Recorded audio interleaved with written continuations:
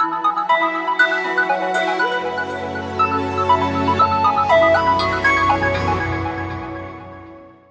ready.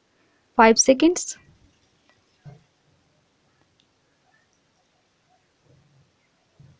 Start. Sir, the National Institutes of this nature which have come up so far, this will be the 37th institute in the country. In these National Institutes of Technology, because of the kind of importance that is attached to it, as is being said by several members, a lot of students aspire to get admissions because of the level of education, the name or the repute it has. Lakhs and lakhs aspirants appear every year for the entrance examination, and out of them a few thousands are selected. That itself shows its class, and if that is to be maintained, then naturally infrastructure has to be there, a good quality education, a good syllabus has to be there, and accordingly even in the students and the faculty members the ratio should be adhered to as has been specified by one of the colleagues. If these things are taken in proper spirit, then it will be able to come up to the reputation and the name which this institution has achieved over the years. That is how India is also rated as the best educational hub as far as the global scenario is concerned. Sir, there is fierce competition in appearing for AIEE exams and JEE exams. There has to be some equation. The government should pay a great deal of attention to the way these classes are conducted. The private operators conduct the classes, and an exorbitant fees is taken from the students irrespective of the fact whether their parents can afford it or not. That is also a question. Now, the support which is being given by the Government of India for this, I hope the HRD Minister would be able to shed light on it. I think rupees 40 crores is being given in the current financial year, but I think the expectation or the requirement would be much more than that because of it being an institute of repute, and that too of national importance.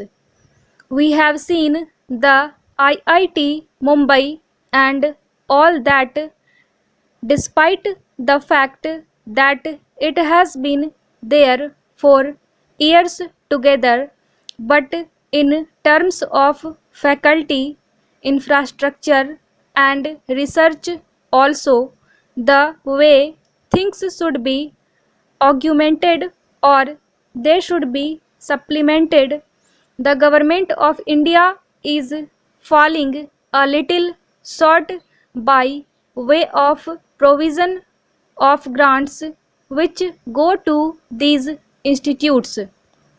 After all, the success of any institution is gauged after the completion of courses when the students pass out.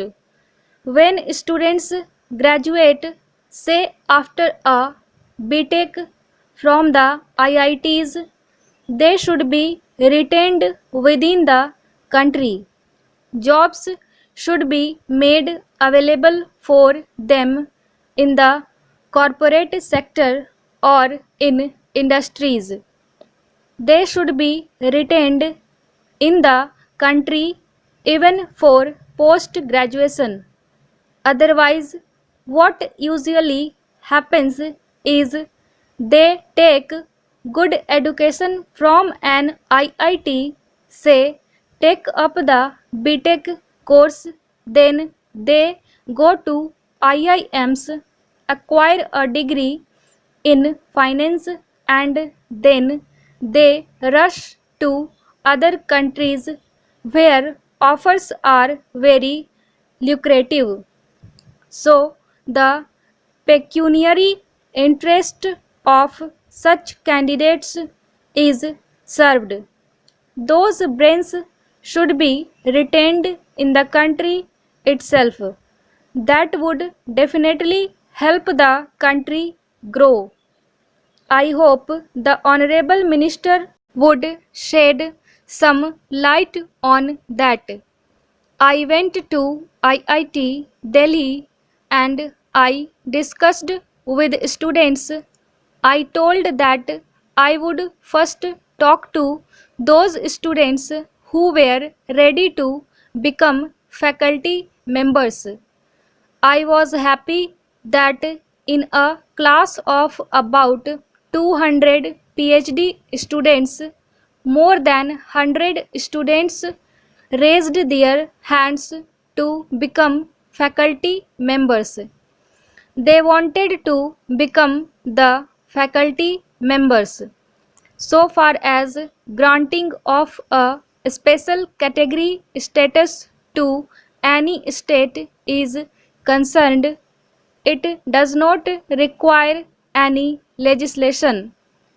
It can be done with an executive order as was done earlier.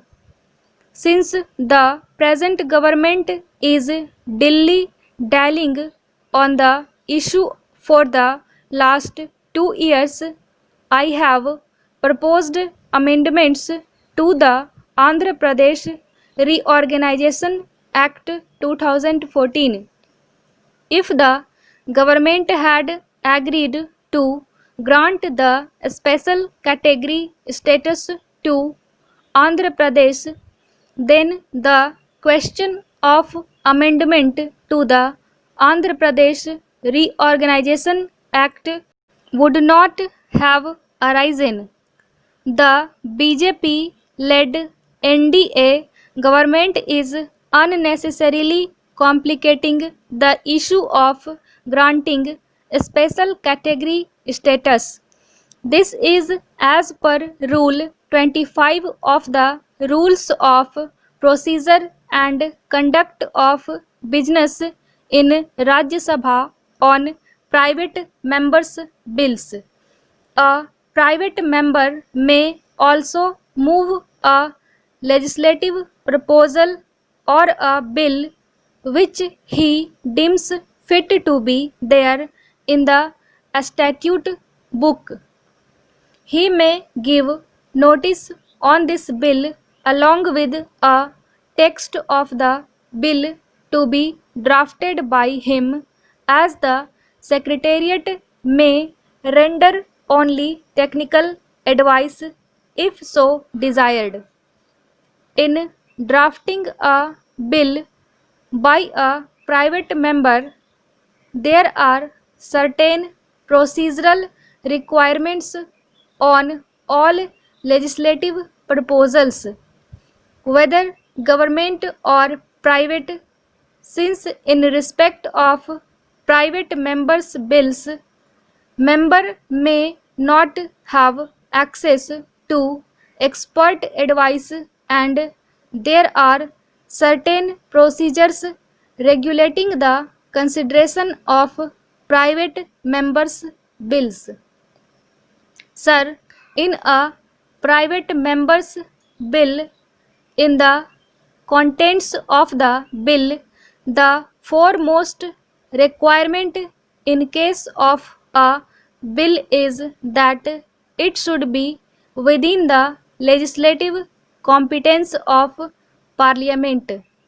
In other words, the subject of the bill should relate to the subjects included in the union or concurrent list contained in the 7th schedule to the Constitution of India.